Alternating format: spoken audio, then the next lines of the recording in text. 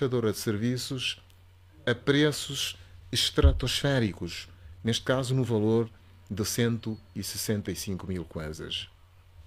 É disto que está a acontecer em órgãos centrais, principalmente nos tribunais, e a falta de decisão de quem devia decidir, que estamos a falar nesta edição do programa Falar Direto. Como tivemos a oportunidade de acompanhar, fizemos uma passagem pela África do Sul, onde Cyril Ramaphosa foi reeleito presidente com 283 votos num processo eleitoral realizado ontem ao nível do Parlamento sul-africano. Sobre este assunto, como disse, tivemos o José Gama, com quem falamos nos tempos anteriores, e de Portugal contamos com o Dr. Rui Verde, que eu espero que esteja na linha, a propósito do mais recente artigo que publicou com o título Corrupção, o combate que os angolanos têm de ver. Na sequência do lançamento do novo Plano Estratégico de Combate à Corrupção, anunciado pelo Ministro de Estado e Chefe da Casa Civil, Adão de Almeida. Como sugere o título do referido artigo, o combate que os angolanos têm de ver, este artigo vinca uma posição. Desta vez, que não seja apenas para inglês ver, escreve o articulista, que conta como surgiu esta expressão que se tornou tão vulgar em Angola e no resto do mundo. Dr. Rui Verde, bem-vindo à nossa emissão. Eu sei que ficou muito tempo à espera. Tínhamos combinado uma determinada hora, mas por causa de um desencontro que tivemos com a comunicação com a África do Sul, está mais tarde. De todo modo, agradeço-lhe o facto de estar aí disponível e solicito, como sempre, para contribuir para esta opinião pública que muito precisa de esclarecer. Então, eu captei este ponto na passagem do seu artigo. Podia contar-nos um pouco como surgiu então esta história do para inglês ver, que muita gente não sabe qual é a origem, como é que efetivamente, e porque é que ela aparece aqui neste artigo que publicou, que teve a oportunidade de publicar no MAC Angola com o título O Combate que os Angolanos têm de ver. Bom dia.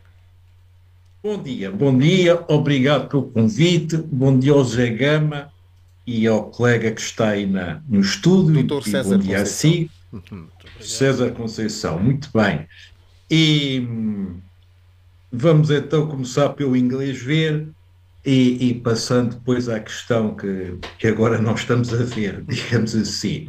A expressão inglês ver surgiu no século XIX, quando os ingleses, precisamente, passaram a ser os grandes combatentes contra a escravatura e exerceram a sua influência sobre Portugal e o Brasil, para Portugal e o Brasil também terminarem com a escravatura. Mas o que é que aconteceu?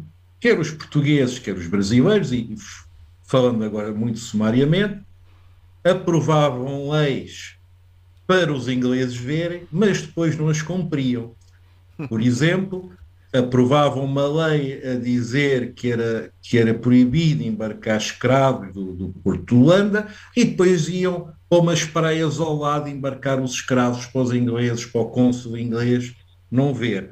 Portanto, é daí que surgiu a expressão: faz-se uma lei para o inglês ver, ficar satisfeito, mas nós continuamos a fazer igual. E foi uma expressão que veio no século XIX, precisamente do âmbito do combate ou do não combate à escravatura, e que ficou por aí. E eu achei que, depois de ter visto o sorriso, como eu gosto de dizer, de gazela, Aristotélico, não é? foi a razão essencial.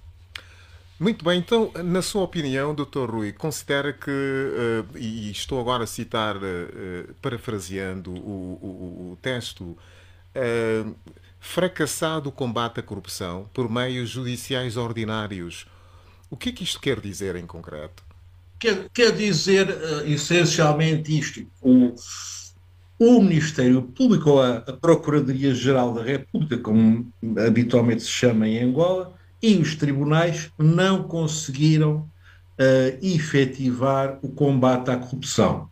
Se nós formos ver em concreto, Na realidade, neste momento, não é que eu queira pôr as pessoas da prisão, somente sou contra as prisões, mas em termos de consenso social, o que nós temos neste momento na prisão é apenas um senhor chamado Carlos São Vicente, e eu também sou ignorante das coisas de Angola, mas na realidade nunca tinha ouvido falar antes de surgir o escândalo em 2020 ou 2021, e não temos mais ninguém.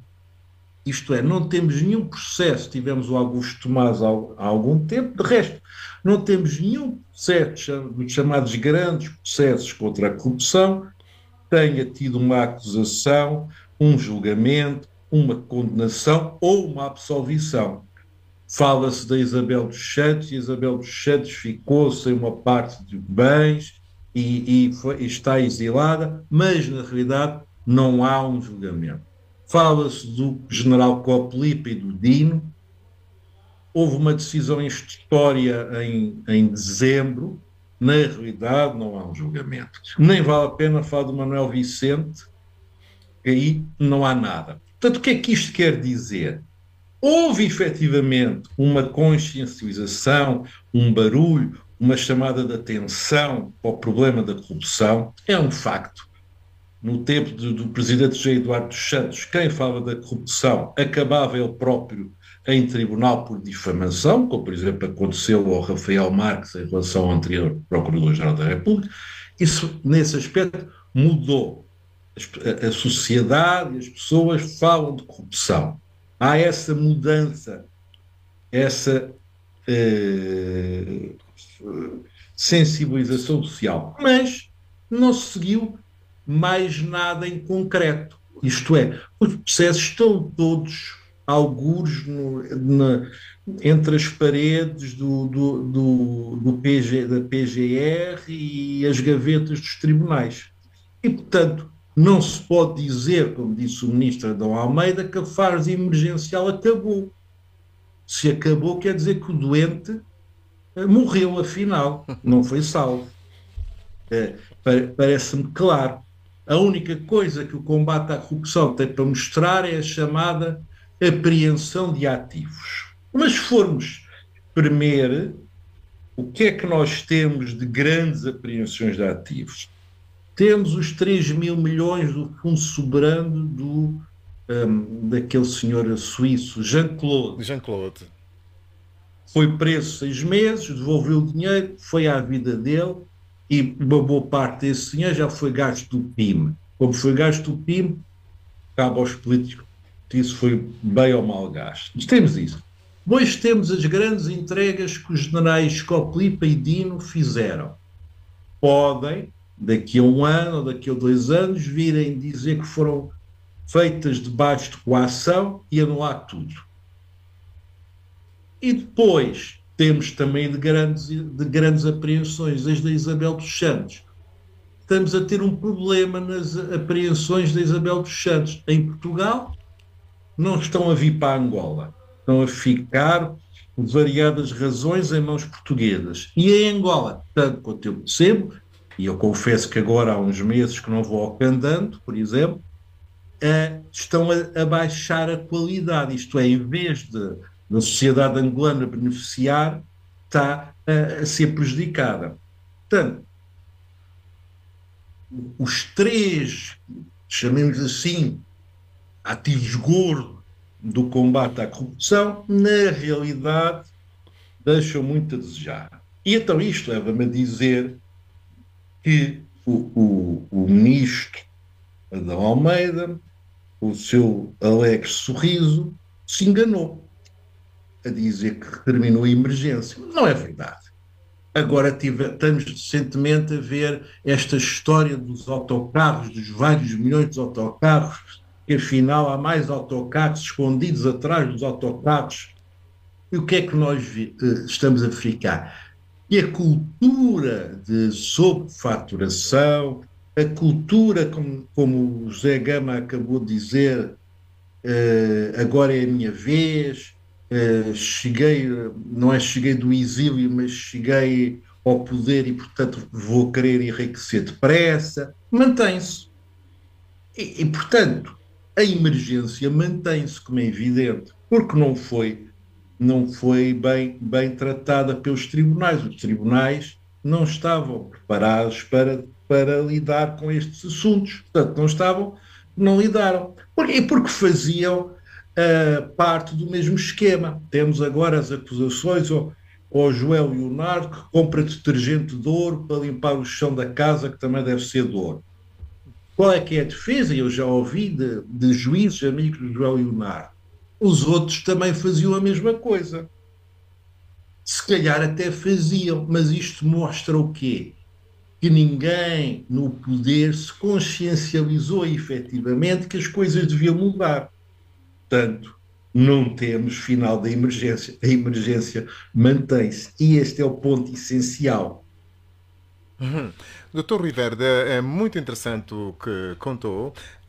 Então, como é que acha que nós podíamos fazer este combate preventivamente? Isto está, de certo modo, dito também no seu artigo. Está assim. E eu não sei se isto tem aplicabilidade quando, por exemplo, não se tem uma entidade, uma instituição independente. Vi primeiro no inspetor-geral João Pinto, que aliás foi um dos meus mais distintos alunos, e foi uma pessoa que, eu, numa outra minha encarnação, eu convidei para ser meu assistente, e é uma pessoa que eu muito prezo. Mas, na realidade, vem-nos dizer que o papel da Inspeção-Geral é pedagogia. E agora, o ministro da Almeida vem mais ou menos dizer passamos a fazer educação como prevenção. Ora bem, a prevenção é obviamente educação, mas é muito mais que isso. É muito mais que isso. Não basta dizer que não se deve haver corrupção, porque se está a ver que não está a resultar. As pessoas continuam a manter mais ou menos os mesmos comportamentos. Portanto, não chega. Também já se vê que os tribunais não resultam. E então nós temos, eu concordo consigo, duas formas de ação.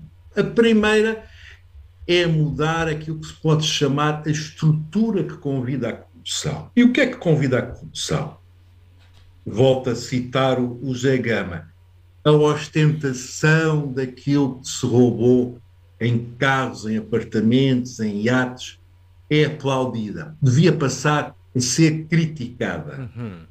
Quem aparece no jato devia ser criticado e não aplaudido. Quem aparece a fazer festas, a mergulhar em champanhe, devia ser criticado e não aplaudido. Por outro lado, todo o sistema de contratação pública, já toda a gente tem falado nisso, o sistema de contratação pública convida à corrupção quando temos uma pessoa a decidir quem vai contratar milhões, sem qualquer concurso. Obviamente que é um convite à corrupção. Se houvesse um concurso público, tínhamos pelo menos as várias empresas a vigiarem-se umas às outras. É outro sistema. A forma de gestão da Sonangol continua a ser uma caixa preta, fechada, sem elementos da sociedade civil. É outro convite à corrupção. O facto dos processos não terminarem é outro convite à corrupção. Portanto, a prevenção é resolver todos estes bloqueios estruturais. E depois, e eu estou de acordo com isso, é criar uma auto-autoridade, um mecanismo qualquer, independente, possivelmente com pessoas estrangeiras, embora isso não caia bem no nacionalismo, mas possivelmente com pessoas estrangeiras, que tenha esse papel que os tribunais angolanos não conseguiram levar avante. E aqui é uma grande diferença na África do Sul. Eu tenho muitos colegas com quem trabalho na África do Sul, a nível universitário, e quando nós falamos nos tribunais, eles, na África do Sul, acreditam que os tribunais resolvem os problemas, que os juízes são independentes e que se colocarem um processo em tribunal têm alguma possibilidade de ganhar. Enquanto nós sabemos que o mesmo não é verdade em Angola.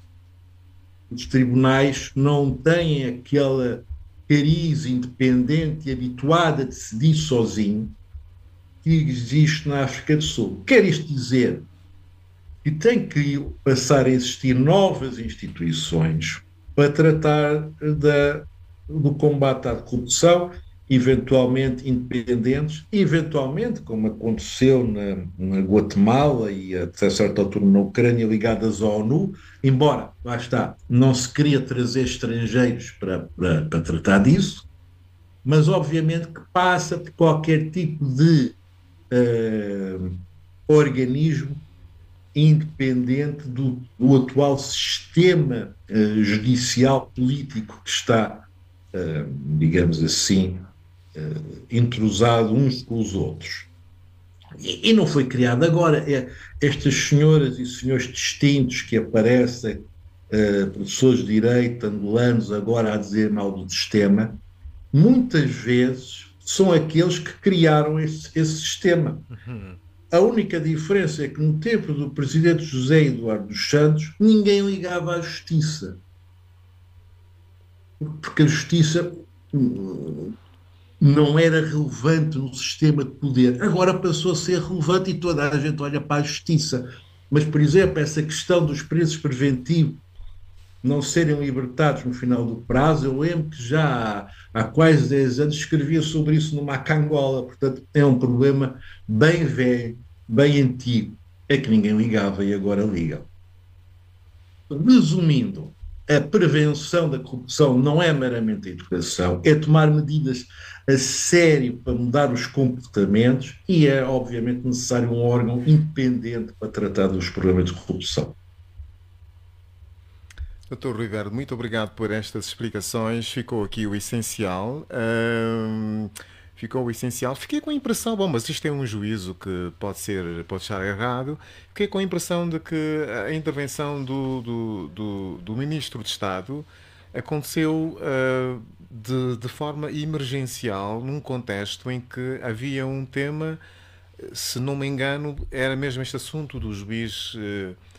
A notícia que tinha que ver com estas compras a preços estratosféricos de produtos de higiene, de limpeza, nomeadamente detergentes. Então, eu digo isto porque normalmente as reuniões do Conselho de Ministros acontecem às quartas-feiras. Naquele dia, o Ministro do Estado apareceu numa terça-feira. Embora isto seja pouco relevante, ainda assim também, depois, assim como apareceu, com o destaque que foi dado ao nível da imprensa, mas já não se fala do assunto hoje. Parece que as coisas foram pontualmente feitas, mas também não sei se é a falta de crédito. A própria imprensa não capitalizou muito no assunto, quanto mais não fosse para ferir da execuibilidade e fazer a aferição da profundidade desta nova iniciativa, fazer um cheque e realmente verificar se era para acreditar, se era para levar a sério. Portanto, o assunto tão depressa desapareceu. É verdade que ocupou um espaço determinado na imprensa pública, mas daí para frente mais não se falou. Aliás, não se fala do assunto. Parece que há um amontoado de notícias más que vêm em torno ou sobre o tribunal. E parece que as pessoas deixaram de dar importância ao que o Ministro de Estado disse. Não sei se foi esta percepção sua também. Sim, precisamente por isso é que eu enfatizo tanto o sorriso dele, porque demonstra que há aqui uma certa brincadeira que não é bem para levar a sério. Não se pode levar a sério ele dizer que a emergência contra a corrupção terminou, quando temos aquela confusão tremenda à volta dos autocarros e temos a questão do Presidente do Tribunal Supremo sem estar resolvida. É evidente que não terminou, é evidente que se mantém, é evidente que continua a mesma ideia de agora é a nossa vez. Portanto, Doutor Rui, mas eu agora faço-lhe e o uma. ministro, Uhum. o que o ministro nos tem a dizer é o seguinte: agora vamos dedicar-nos à educação. Bom, à educação contra a corrupção. Obviamente que é uma brincadeira. É uma brincadeira. Uhum. Olha, e Diga, diga, desculpe. cada vez começa a faltar menos tempo para o presidente João Lourenço. Começa a contagem decrescente mais ano, menos ano.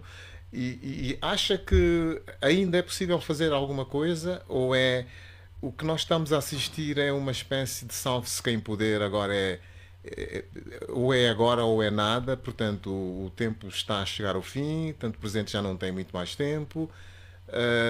Acha que ainda haverá uma inversão de- haverá uma espécie de reentrée que é necessário fazer neste combate? Aliás, está anunciada, mas parece que não há muita credibilidade em relação a esta nova estratégia do Bom, combate à corrupção. Santarém é possível, é possível. Até ao final do mandato faltam, salvo erro, 3 anos. Como se costuma dizer em política, uma semana é muito tempo, quanto mais 3 anos. Portanto, do ponto de vista teórico, rentrer é possível. Não foi esta que, certamente, esta declaração do ministro Almeida que marca a rentrer. Por outro lado, nós vimos que no próprio MPLA começa a surgir algumas forças divergentes. Para falar suavemente, um dia é o engenheiro Venâncio que anuncia a candidatura a presidente para daqui a 3 anos ou 2 anos, outro dia é o general Higino Carneiro. Também já li umas coisas que não sei qual é a fonte sobre o general Nandó. Portanto, se calhar nos próximos 3 anos o presidente João Lourenço vai estar mais preocupado com a sua sucessão do que com outra coisa, que é mau, é francamente mau. Portanto, em teoria é possível uma rentrée no combate à corrupção. Na prática, o que nós estamos a fazer, a assistir, é como se tivéssemos assim uma espécie de um bolo gelado que entretanto se vai derretendo e fluindo para todos os lados sem saber bem onde é que vai acabar o líquido. É muito isso. Não é difícil fazer muitas previsões porque creio que estamos a entrar, usando um palavrão académico, num paradigma novo em termos da política em Angola.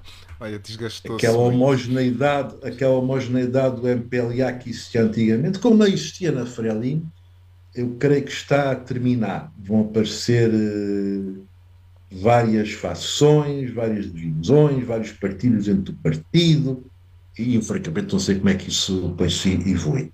Mas certamente retirará o foco do combate à corrupção.